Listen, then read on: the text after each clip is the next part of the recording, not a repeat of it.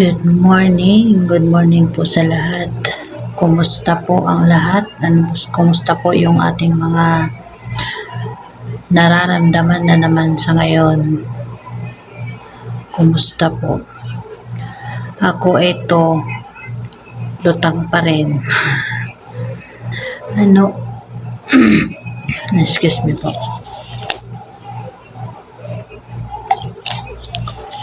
Alas 12 na dito ng hating gabi, hindi pa ako makatulog. Iniisip ko na naman yung nangyari. So po tayo, diretso po muna tayo dun sa diretso na tayo dun sa ating topic. Kasi ngayon,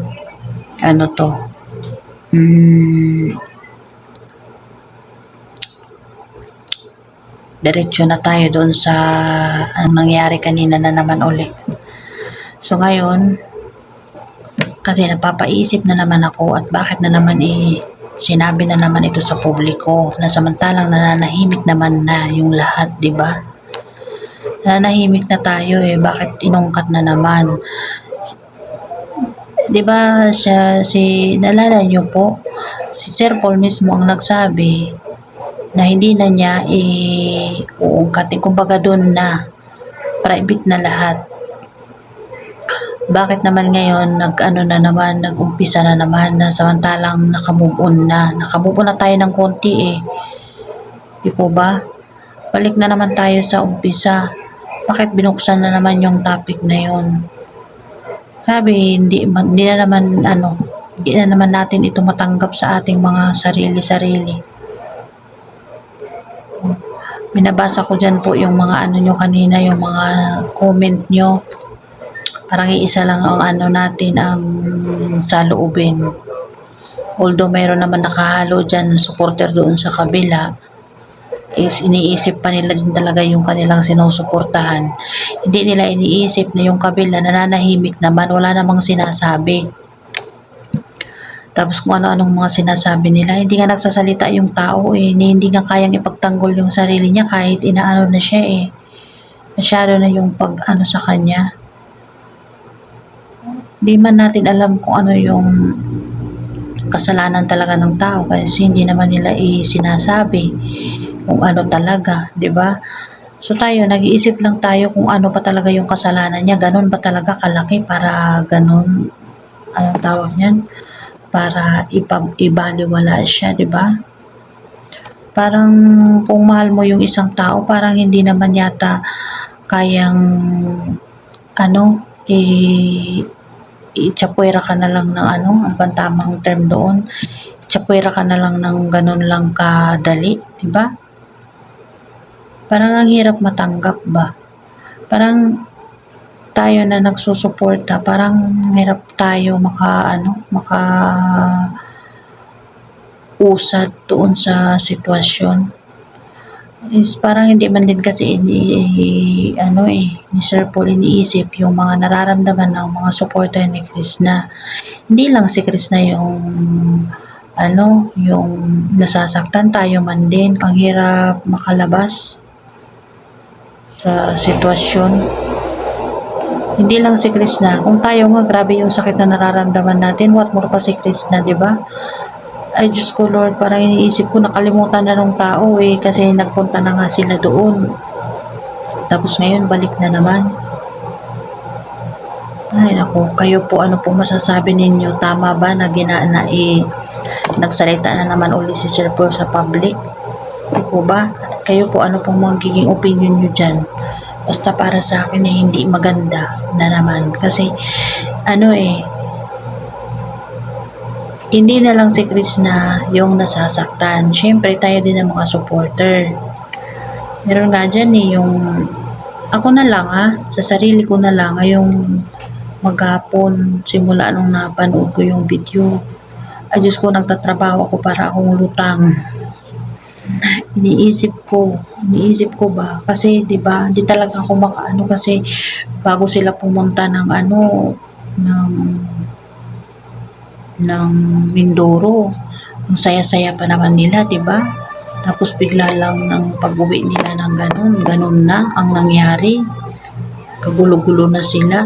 Parang ang sakit-sakit, parang hindi mo matanggap sa isip mo na bigla lang magkakaganyan sila. Siyempre tayo, nanonood tayo sa kanila. Parang ganun man din yun. Pag nanonood tayo ng ano, 'di ba? Tama yung sinabi ni tama yung sinabi niyo na parang katnil lang din yung ano, yung naramdaman natin. Parang ganun din. Bigla lang nag-ano. Although buti naman kasi hindi pa naman sila ganun katagal. Pero parang manghihinayang ka sa ganda ng pinagsamahan nila. Eh kung totoo man lahat ng ipinakita nila yon. Sa bagay, kung sabi nga nila is teleserye lang naman. Pero kahit pa, kasi hindi mo naman maaano sa itsura ni Krishna kung teleserye lang yun, hindi siya magkakaganyan eh. 'Di ba? Yung magiging reaksyon. Iba yung dating sa kanya eh. Kaya ang hirap. Pati tayo apektado. Ewan ko lang kay ano doon na hindi man lang niya i-consider yung supporter ni Krishna. Parang tuwing ano niya na lang is salita niya na lang parang ang nagmumukhang may kasalanan is si Krishna sa mata ng mga supporter niya. Sabagay tayo lang naman na naniniwala, yung naniniwala sa kay Krishna, tayo lang ang ano. Eh doon sa ano supporter nila, puntong-punto ay ano ba yun, puntos na puntos nila yun. 'Di ba? Parang pumapalakpak yung tainga ng isang tao doon sa kanila na mahirap na lang magsabi kung sino. Pero alam ko na alam nyo kung sino yung tinutukoy ko. Parang pumapalakpak yung tainga na parang siyang nagwagi sa lahat ng ano. Di po ba? Kaya, ay nako na lang talaga. Parang kung ngayon kung makakatulog ako, binabasa ko na nga lang po yung mga comments nyo eh. Binabasa ko talaga kasi ano ko yung mga opinion nyo din. Pero parang parehas naman tayo ng ano, ng nasa loob. Nasa loobin. Pare-parehas naman tayo. Kaya, hindi lang si Krishna yung sawi, tayo din ang sawi. Parang pinangakuan din tayo na napako eh. Ito yung mga pakiramdam natin. Grabe kaya, ay naku na lang Sir Paul yung ginawa mo sa amin. Ano ba tong ginawa mo sa amin, oy? Ay nako. Pero, kailangan natin mag-move on. Wala naman tayong magagawa kasi mga desisyon nila yon. Kumbaga, magtanggap na lang tayo ng ano, ng sakit na nararanasan natin ngayon. Tayo magagawa sa publiko pa. Kasi sa kanila naman din ang galing na naka-private na. Tayo naman, tanggap naman natin na naka-private na yung issue nila, 'di ba? Yung sa kanilang dalawa na lang. Kasi yun naman ang pinangako niya na kung ano man yung mayroon sa kanila is naka-private na daw. Oh. Tapos ngayon, inungkat na naman. Ano ba? Alin ba? San ba tayo? Parang ang hirap man. Comment kayo dyan guys kung ano yung mga nasa loobin nyo dyan sa pagkaano niya, kung pabor ba kayo doon na isinapubliko na naman niya uli. Kasi para sa akin talaga ay hindi ako pabor or ano dyan. Kasi yung sa side ng kabila sa kay Krishna, syempre bawat napapanood niya na yan na video, lalo na sa mga magulang ni Krishna, masakit din yun para sa anak nila.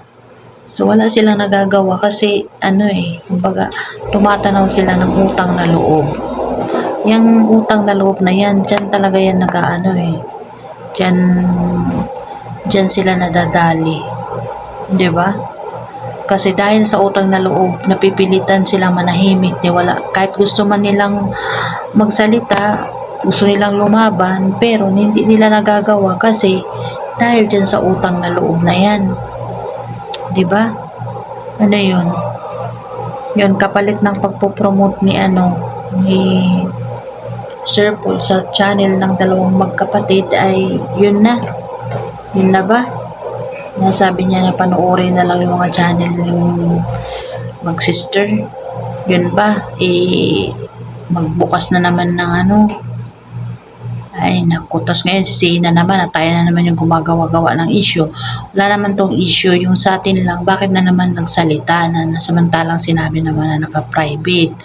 O baka may mag-comment na naman dyan, sabihin na naman yung mga doon sa kabila ng supporter na pinapahaba na naman yung issue. Wala pong pinapahaba dito na issue. Yung sinasabi lang is, bakit na naman inungkat na samantalang nagsabi naman na private na. Di po ba? So yun lang guys naman yung aking ano ngayon sa loobin. So sa maghapon, yun ang aking ano, hindi talaga ako ano ngayon, masaya sa maghapon ko simulang napanood ko yung ano na yun ni Sir Paul.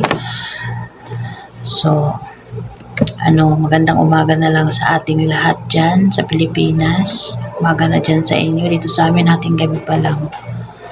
So yun lang muna, hanggang dito lang muna yung ating ano reaction. Yung mata ko is mugto na, umiyak pa kanina, tapos ngayon inaantok, hindi man makatulog. Ay nako na lang itong buhay natin. Mahirap talaga magsuporta ng tao tapos ay ng ano ng mga ganyan, tapos pati tayo apektado, pero siyempre pinili man natin tong suportahan sila, kaya sige tiis na lang tayo nito. So yun lang guys. Salamat sa inyong panonood. Walang sawang panonood niyo sa akin at suporta. Salamat. God bless sa ating lahat. So good night at good morning dyan sa Pilipinas. Bye bye.